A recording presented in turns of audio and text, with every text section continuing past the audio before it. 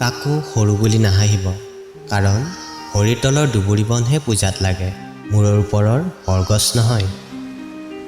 অতিৰিক্ত অহংকাৰ পতনৰ লক্ষণ আৰু অতিৰিক্ত সৰলতা ঠগ খোৱাৰ লক্ষণ।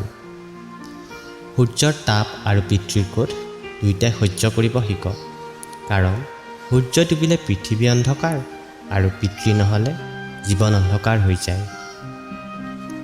মাটিত পৰা চেনি পিপৰাহে উঠাব পাৰে, হাতীয়ে নোৱাৰে। সৰু বুলি কাকো উপলুঙা নকৰিব, কেতিয়াবা সৰু মানুহে বহুত ডাঙৰ কাম কৰিব পাৰে। অন্যায়ৰ বিৰুদ্ধে মাত মাতিবলৈ ভয় নকৰিবা। মনত ৰাখিবা, ইতিহাসত অকল বিপ্লৱীবোৰৰ নামহে লিখা থাকে, ভৰি চেলেকাবোৰৰ নহয়। কৃপণ কেতিয়াও ধন সম্পত্তিৰ মালিক হ'ব নোৱাৰে, ধন সম্পত্তি কৃপণৰ মালিক হয়।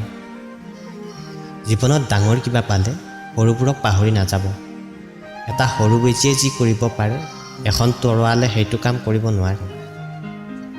ঠাণ্ডাৰ দিনত যি ৰ'দক মানুহে ভাল পায়, গৰম দিনত সেই ৰ'দকে মানুহে তিৰস্কাৰ কৰে। মানুহে তোমাক মূল্য সিমানেই দিব, যিমান দিন মানুহক তোমাৰ প্ৰয়োজন হ'ব। ব্যৱহাৰ এনেকুৱা এটা বস্তু, যিটোৱে মুহূৰ্ততে পৰক আপোন আৰু আপোনক পৰ কৰিব পাৰে।